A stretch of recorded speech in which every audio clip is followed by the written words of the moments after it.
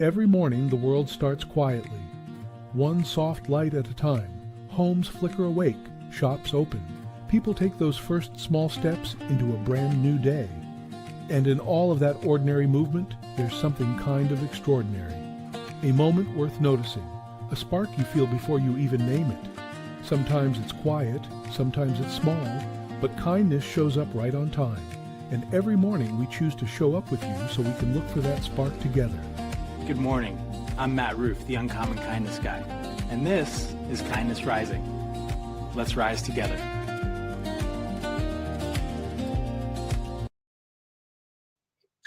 Good morning, good morning, good morning, everyone, and welcome. Welcome to Kindness Rising. This week we're exploring a theme that most of us understand, whether we talk about it or not. It's resilience. If you grew up when I did, you probably heard a phrase. It floated around on locker rooms.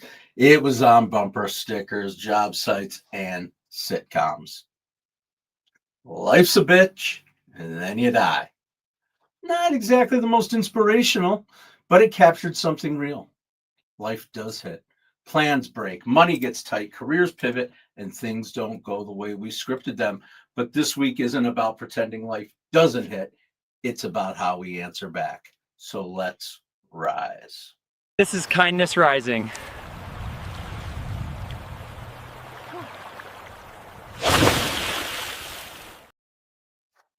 Good morning again. Welcome to Kindness Rising, your morning dose of hope, humanity, and heart. We're getting up and getting after it every weekday morning, 7:30 a.m. Eastern, with me, Matt Roof, and I am here to help us get through the morning, get it started with a little bit of energy. Coffee helps, of course. And good morning. Good morning. If you're out there in the chat, please let me know. Say hello. How are you? Leaning into resilience at this time. Good morning, Mom. Good morning, Roseanne Roof. How are you leaning into resilience right now?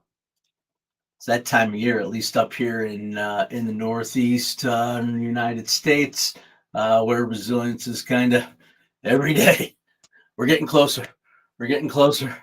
I was just talking to my wife about it this morning. Hey, every day is a day closer, and there has never been a year where spring or summer didn't come. So we are working our way towards a little bit of that. That's just the window dressing, though, the outside world, the weather, but it is an indication we just keep going every day. And we're talking about that phrase, life's a bitch, then you die. As Gen X people, we heard that all the time, that cynicism. All right, good morning, Close Hiya, and Amanda Humphreys. Welcome in. Welcome. We are coming to you from upstate New York in the United States on this Super Bowl Monday. Is that a thing? I don't know. Hangover Monday for a lot of people. I don't know what you call it, but we're going to talk a little bit about the Super Bowl here in a minute. But what we're talking about right now is life's a bitch, and then you die. We're going to talk about why that may or may not be true, too, throughout the morning here. Remember, that phrase stuck around back in the 80s for those of us who are in Gen X. That was a kind of a generational realism, cynicism about the unpredictability of life, right? But remember, resilience in the face of life being a bitch isn't denial. It begins with acknowledgement. Here's the thing, life does hit. Financial stress, career setbacks, health challenges, rejection, and failure. All part of life. The question isn't whether that difficulty exists, but the question is, what do we need to do next? What do we do next? Life's a beach, then you surf. All right, Jay, I like that. Are you a surfer? You coming to us from surfing land? I don't know. I do not surf. Never even tried it. Maybe a little bit of body surfing or what's that stuff called? Boogie boarding over here, Jersey Shore or wherever on this side of the world. Not a whole lot of surfing, but anyway. So What do you do next when life hands you that little pile of poop? What do you do? And that's where we're trying to frame that perspective, because resilience isn't toughness alone. It's not just grinding it out. Sometimes you do have to grind it out. It isn't motivational posters hanging behind us. It's things like awareness, adaptation, community, self-talk. I talk to myself a lot. Curiosity and kindness towards yourself during that rebuild. Thank you so much. Welcome into Kindness Rising, where we start every day with a little bit of hope, humanity, and heart. And I am glad you are here with us, with me, helping me to get up and get after it this morning. Mike Sullivan, welcome in, Sully. I appreciate you, man. Just, you have no idea every day what it means when I see your name. You do have an idea, because I tell you every day. Sully, Roseanne, the ones who come here every single day. Subscribe to the channel. Meet me here 7:30 a.m. Eastern, Monday through Friday, for Kindness Rising, where we're going to talk about our 6 strings, and resilience has a lot to do with the 6 strings. The 4 strings that I'm leaning into today: balance, self-awareness, growth, and action, because that is what resilience is. It's tuning the instrument after a string snaps.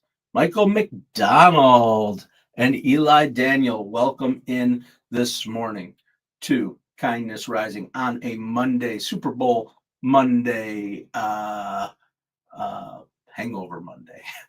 Is there an official name? Does anybody know for the day after the Super Bowl? I personally think, at least I did when I was in my 20s and 30s, and the Super Bowl was a little different for me then. The day after the Super Bowl should be a national holiday. Probably more people who need the day off today than other days that we celebrate. Anyway, there were Mondays, trust me, Super Bowl Mondays, where I was like, oh my God, I got to get up. Probably still drunk, frankly, or just not in the right headspace. I don't do that anymore. Last night's Super Bowl excitement was making homemade Indian food and homemade ice cream. So that's about as partying as we got at our house for the Super Bowl. But anyway, that's not the point. I'm going to talk more about the Super Bowl actually here coming up in just a minute, and how it relates to our very subject today, which is resilience. What happened? What happened? What happened to my tooth? Leaning into that a little bit these days. Yep, I'm missing a tooth. Combination of a hockey stick and a chicken wing. I do have a fake tooth that I put in sometimes, but today I just didn't feel like wearing it, so I didn't. What are you asking about, Primo? What happened in the Super Bowl? What happened in my tooth? What's happening in the world? I don't know. Subscribe to the channel and we'll figure it out together. Easy to remember. HHH. Yep. Yep.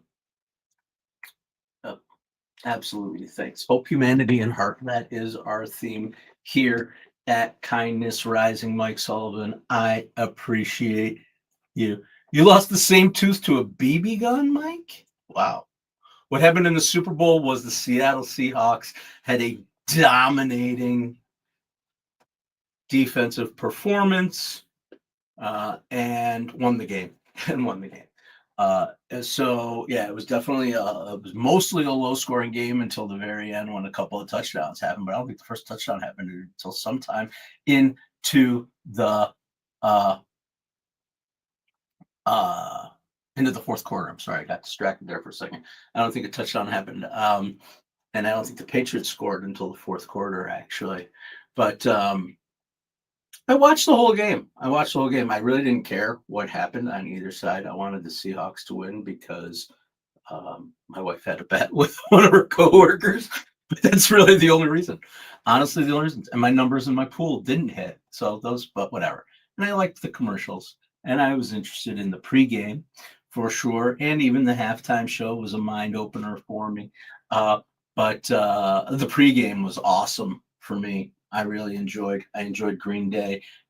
Brandy Carlisle, if you guys had a chance to see her performance of America the Beautiful, along with a couple of strings, and Charlie Puth with a very unique national anthem. I like all that stuff. I'm into it. I like that emotion of it. I like that part of it. I didn't really care what happened in the game, but that's what happened in the Super Bowl. Bunch of commercials, some funny ones. My favorite commercial, as stupid as it was. Does anybody have a favorite commercial? Maybe I'll hold my favorite commercial. What was your favorite commercial if you watched the Super Bowl last night? I definitely had a favorite, for sure, a standout. Anyway, we're talking about resilience, really. That's what we're here to mostly talk about. And I wanted to share that. Why is resilience what we're talking about this week? And why is life a bitch, then you die? Something that came into my mind throughout last week, and I'm thinking, say that anymore, which I think is a good thing ultimately. But we don't say life's a bitch, then you die anymore. It was a thing for a while. You'd see that all over T-shirts and bumper stickers and whatever. But here's the thing. Last week was one of those weeks for me. And I know you know the kind. Every time you turned around, a steady rhythm of hits, financial worries about my kids. I'm not going to get into the specifics and the details, but let me just tell you, if you could name a thing, it probably hit me last week. Relationship tensions, finances, work stuff, the weather. I mean, just like boom, boom, boom, boom, steady barrage of hits. And it felt like every time I managed to address something that was right in front of me, got it figured out. Okay, I got my head around that one. Boom, another challenge showed up. Relentless headwind. But I'm facing that headwind. That's today's theme. Facing the headwind, knowing that I'm not alone in that. I have a tremendous good morning, Holroyd. Knowing that I have a tremendous support system right here at Kindness Rising, and with my family and with people around me, having confidence in myself and my own abilities when things externally happen to me. And I'm staying resilient, and I will continue to stay resilient. Not perfectly, not heroically, just intentionally staying connected, not letting those things overtake me, acknowledging them, letting them go. Right? Absolutely. The things that happened, and how did I do it? How did I get through the week when, man, there were times I was like, oh, I gotta get through this week. Gritting my teeth, literally. Kindness. Started with kindness towards myself. Just say, okay, in the moment, we're going to get through this. Balance, stepping back when perspective was needed, and going, okay, let's have a little perspective on the world. I'm okay. Family's okay. That kind of stuff. Curiosity, asking myself, what did this moment teach me? What can I learn to grow from this? And self-awareness, recognizing that stress, without letting it define me, right? And just being grateful for all that I do have, and recognizing that despite those relentless hits, that we can keep going. And I celebrated those small wins. The conversation I handled, well, hey, dude, you did that great. A task I completed, yay. Anyway, moments of connections, breaths of perspective, recognizing that in the shitstorm, for a lack of a better way of putting it, when life is a bitch, I'm not going to die. I'm going to keep going, because resilient isn't about dominating that adversity. It's about showing up consistently in the face of it, addressing it, acknowledging it, knowing that denial is not just a river in Egypt. So don't deny it. Acknowledge it. Not letting it get me down, but acknowledging. That's how I got through the week. And I know that it's giving me hope heading into this week, because I was able to power through. And yeah, I showed up every day last week, and maybe I talked about some things and whatever, but the weight that was on me throughout the week after I hung up, for those of you who were showing up every day, and I know there's some of you out there every day. Sorry, I just got distracted again. I talked about some of the things, but it was a heavy week. It was a heavy week. I would end my stream here and face those challenges. Sometimes not with the most grace, but I face them, right? And here's the thing: life is a bitch, and you have to know that the next challenge will come down the road. One of my buddies who I was talking to during some of this stuff, who, leaning into my friendship, said, "Guess what, Matt? This too shall pass, just to make room for more shit to fill it in." I love that second ending. I always say this too shall pass. We say that a lot in our family too, but he just reminded me that guess what? It'll pass, and then the next pile of stuff will just keep coming. So you just have to keep facing it, adapting, growing, and rising. And that's where we are today here on Kindness Rising. So I asked, did people watch the bowl? What was your favorite commercial? I love the commercials. It's part of why I go. Hi, Sanchez Joshua. Welcome. I am glad you are here. Did you watch the Super Bowl last night? Did you watch the commercials? What was your favorite? One thing I noticed about the commercials, just generally, it was a very interesting, obviously, ton of AI stuff, computers, the future, digital, all those.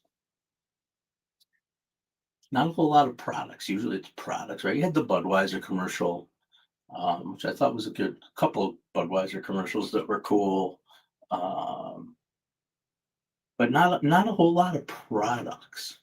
Mostly services and perspectives. It was a very interesting, to me, the Mario commercial.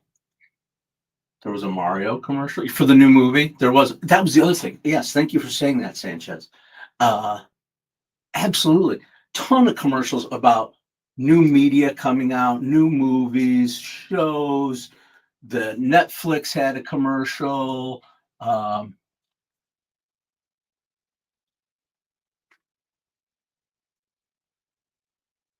You're just glad the Seahawks from Progressive Seattle won and the owner did finance a divisive leader. I don't know what that means. Oh, didn't finance. Yeah. Sully, I appreciate what you're saying. Absolutely. Robert Kraft, while he certainly built a team of unbelievable dynasty with the Patriots and Tom Brady and the whole thing. But just because you're great at football or great at running a football organization does not necessarily mean you're a great person. Not a huge fan of Robert Kraft, regardless of his political stances. Just don't really care for the way he approaches the world. And of course, his scandals and whatever the case may be. I agree. And I enjoyed Seattle. I actually did enjoy Seattle. Not for that reason. I'll tell you my primary reason why I love Seattle or enjoyed the game yesterday, thinking about it. And they talked about it a lot, and it's related right to our topic here of resilience. How darn resilient was Sam Darnold, right? Dude gets drafted third round or third pick. The Jets think he's the answer. The guy can't win a game with that team. He goes off and he becomes a backup quarterback a couple of places, yada yada. What is a Super Bowl exactly, Jeffrey? I kept calling it the stupid bowl. Whatever. Yeah. Anyway, that was funny. Sam Darnold. That's what was cool about it for me. He was darn resilient, dude. Then he gets traded to another team, goes 14-3, leading a team, and because he had struggled in a playoff game, they drop him. Seattle picks him up, and he leads them to a Super Bowl. That is pretty resilient. And he didn't have any kind of like a dominating performance, but he was just steadily there. The defense won the game for them. No question, absolutely. And that is our perfect transition to team over individual, because that's what was clear last night. from the human perspective. It was a team effort.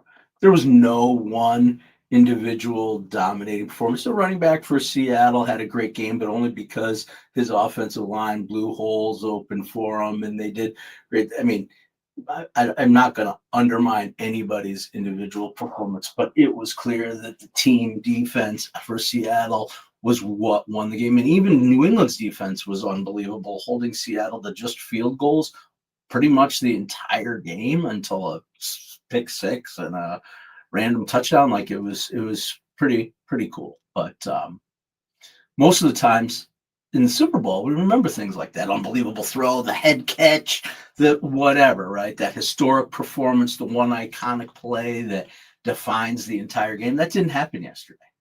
It just felt different. The Seahawks, they won because they had discipline and defense and execution with no single player overshadowing the outcome. And it was interesting to me because I don't know if you guys ever look at Google Trends. I do because I like to talk about the things that are happening in the world. I use it as a tool to inform the show. And if I can pull this off, boom, boom, boom, boom, boom, I'm going to share this morning's Google Trends. Now, if you spend time on Google Trends, you'll always notice that people's names pop up, and you'll see that when I do that, individuals tend to dominate tend to dominate the view, right? But this is the past 24 hours. This was at 6:40, starting at 6:43 a.m. this morning. I ran my Google Trends just to see what was going on. Of course, the Super Bowl was up there, but look, Super Bowl, Green Day, which I really enjoyed the Green Day's performance and the way they brought the old heroes out from old Super Bowls. Lindsey Vohn's on here. What time is the halftime show? Brandy Carlisle, awesome. Turning Point had their ultimate. What do you see? You got to get down to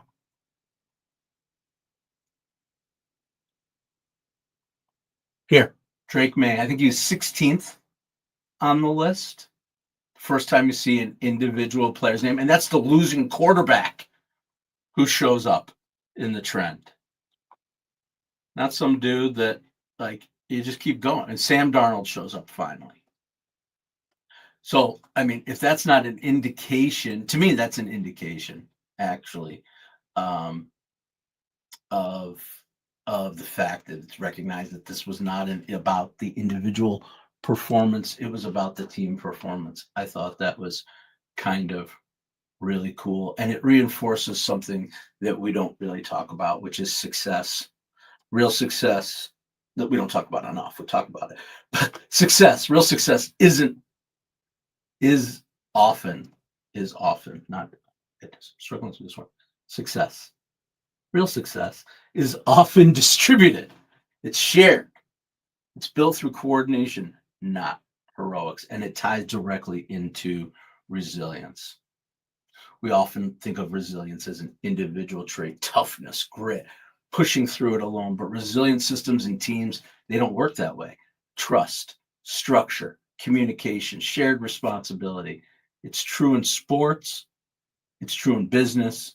It's true in families, and it's true in communities, because nobody wins consistently because of just one person.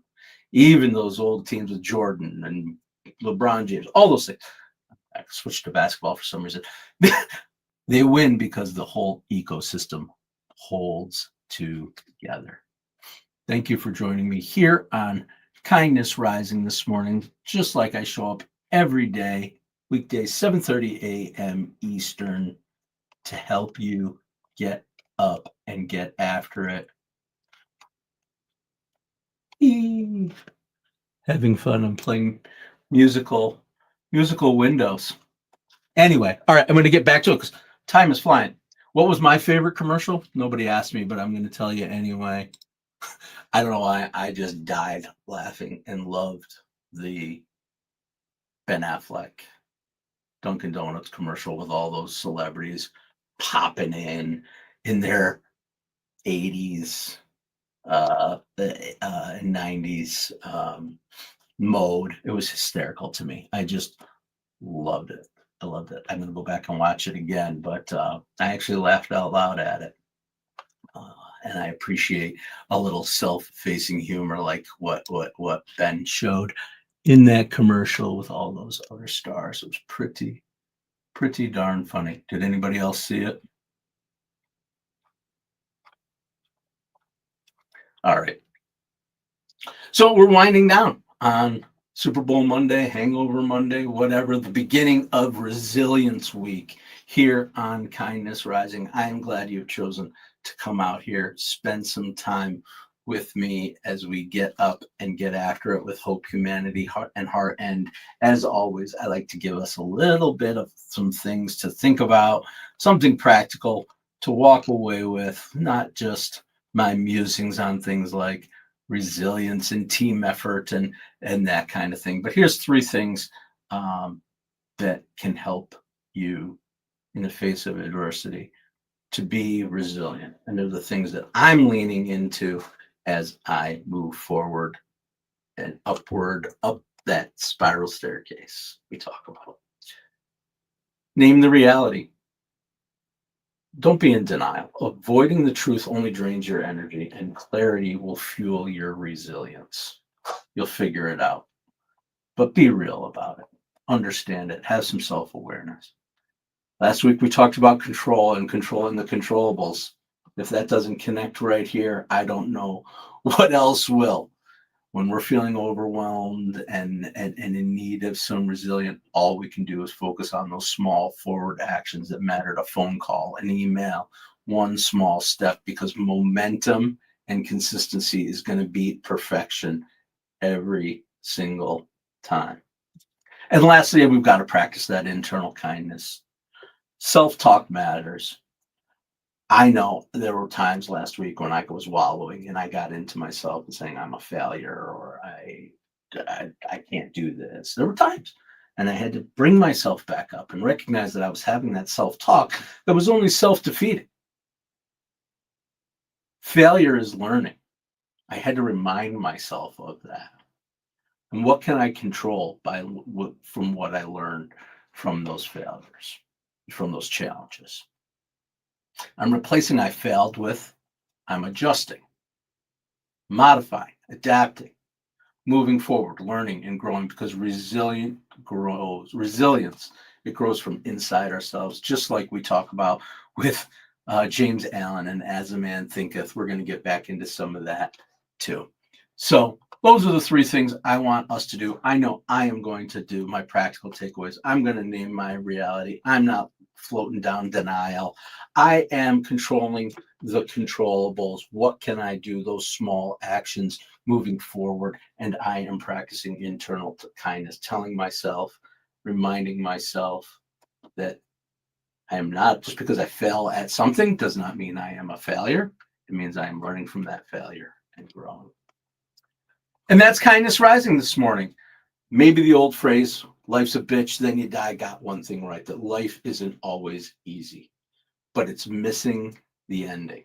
The ending is wrong, because what I see every day is people, families, communities, people rebuilding quietly and facing it this way. Life hits and people rise. That's resilience. That's kindness in action. And that's what we'll be exploring all week right here on Kindness Rising. Don't forget to get on over to Mornings in the Lab with Keith, John, and friends. Stick around. Tomorrow is Tuesday. Today's Monday. No shit. Tomorrow's Tuesday. Who's Tuesday? Nobody. Not yet.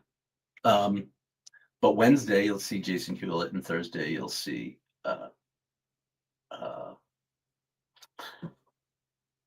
brain, Cheryl Whitaker. All right. Well, ending on that little just remember this. I'm Matt Roof, and I'm glad you started your day here on Kindness Rising. Come on back, 7:30 tomorrow morning, just like we do every day. And until then, stay uncommon and stay kind. Okay, Matt, we got the memo about the Kindness Rising promo, but what exactly are we promising people? And is there craft services? Hey, I need snacks too. Gentlemen, focus. Kindness Rising multiplies kindness and helps people get up on the right side of the bed. So wait, we're not doing another angry headline show. Exactly. We rise above the negative, divisive noise. Translation, less rage bait, more high fives for humanity. And this is live, like actually live. Yep. We go live on YouTube and LinkedIn, 7:30 a.m. Eastern every weekday. Wait, if it's live, what if I forget my lines? Then you improvise. Okay, so our tagline is basically wake up, tune in, and start your day with kindness. Exactly. Kindness Rising. Good vibes, practical tips, and a reason to get up on the right side of the bed. You heard the boss. Subscribe now before he makes us do a TikTok dance. Kindness Rising. Wake up, tune in, and let's make some good noise.